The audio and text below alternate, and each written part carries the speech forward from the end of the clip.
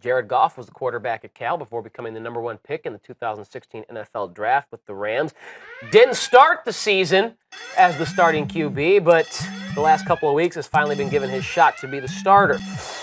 Threw 2 interceptions and lost a fumble as the Rams got embarrassed at home, 42-14 to the Falcons. He's 0-4 as a starter this season, Jared Goff. So overreaction or not, playing Jared Goff is a waste this season.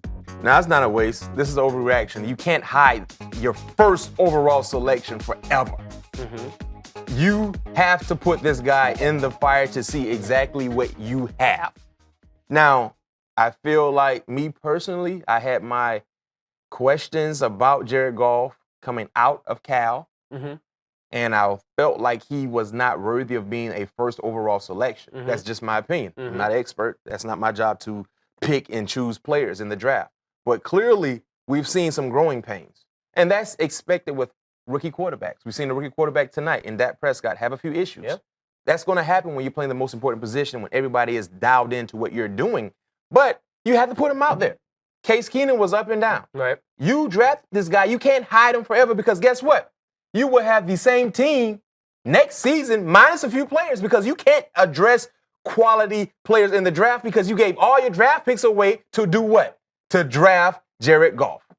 Yeah, I think it is an overreaction to say that it's a waste.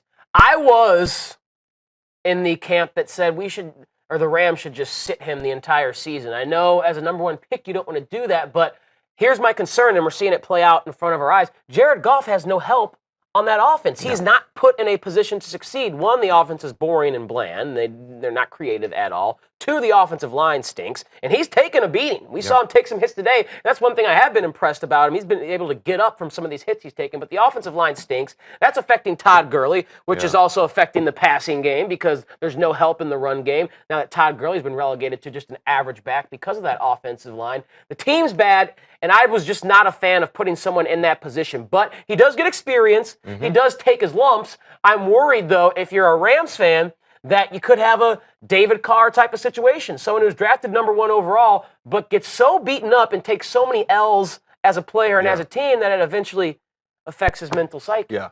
But you make a good point. How are you going to improve the Rams team because you gave up so many draft picks to get Jared Goff? Exactly. Going to have to figure out a way to improve from within. I don't know if Jeff Fisher's done a good job of doing that over his career.